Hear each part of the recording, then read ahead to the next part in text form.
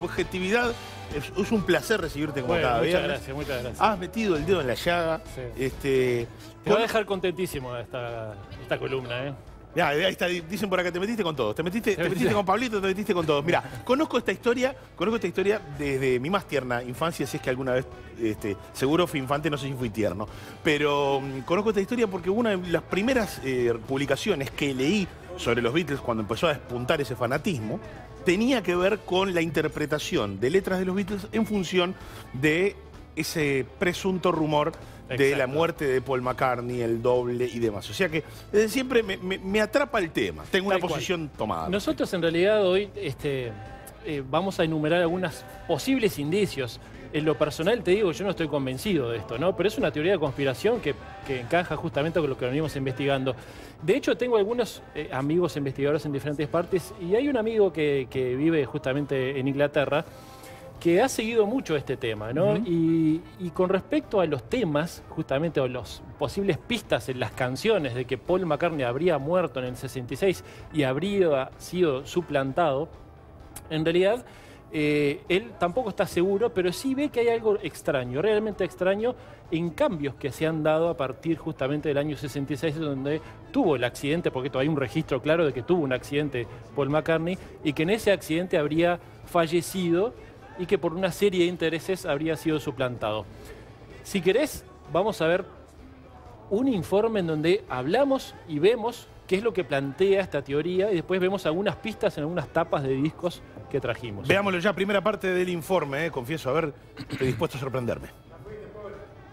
A mediados de los años 60, la carrera de los Beatles estaba en pleno apogeo.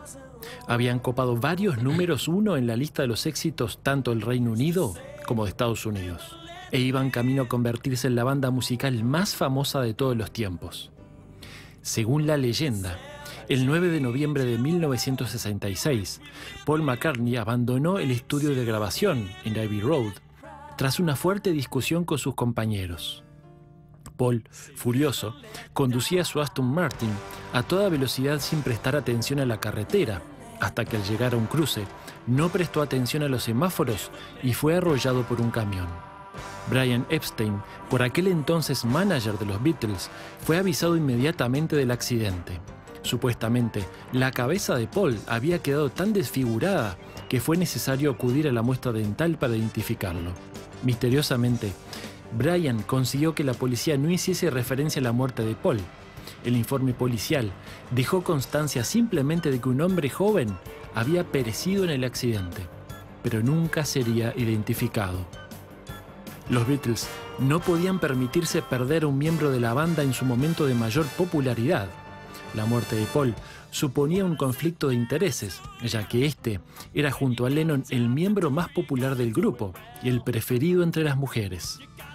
Lennon y McCartney eran el alma del grupo y los compositores de la mayor parte de las canciones. Por ello, y tras superar el shock de su muerte, Epstein tuvo una idea descabellada: buscar un sustituto, un doble con gran parecido físico con Paul, que pudiera reemplazarle en sesiones fotográficas y actuaciones.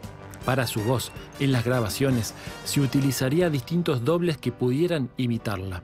Finalmente, el supuesto elegido fue un joven llamado William Campbell, que tenía un gran parecido con Paul, pero contaba con dos importantes diferencias. Era diestro, mientras Paul era zurdo, y solo sabía tocar la guitarra y no el bajo. Tras unos meses de entrenamiento en el manejo del bajo con la mano izquierda y un par de retoques estéticos, estuvo listo para su presentación en público.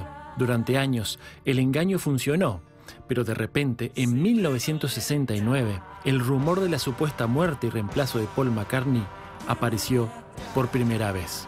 Un disc-jockey narró por radio una de las leyendas urbanas más memorables de todos los tiempos: la supuesta muerte de McCartney y el posterior encubrimiento. Poco después, Fred Labor, un estudiante de la Universidad de Michigan, publicó un curioso análisis en el periódico de la universidad sobre Abbey Road, el disco publicado por los Beatles en ese mismo año. Fred aseguraba que en la portada y las letras del disco se encontraban numerosas pistas que delataban la existencia de una gran conspiración para ocultar la muerte de Paul. Y así surgió la leyenda. En unos meses, los fans de todo el mundo habían encontrado cientos de referencias ocultas al trágico suceso. Supuestamente los Beatles, descontentos con el secretismo creado alrededor de la muerte de su compañero, se dedicaron a dejar pistas dispersas aquí y allá sobre lo que realmente había sucedido. El gran secreto de los Beatles solo sería revelado para aquel que supiera seguir las claves dejadas por el grupo en sus obras posteriores a 1966.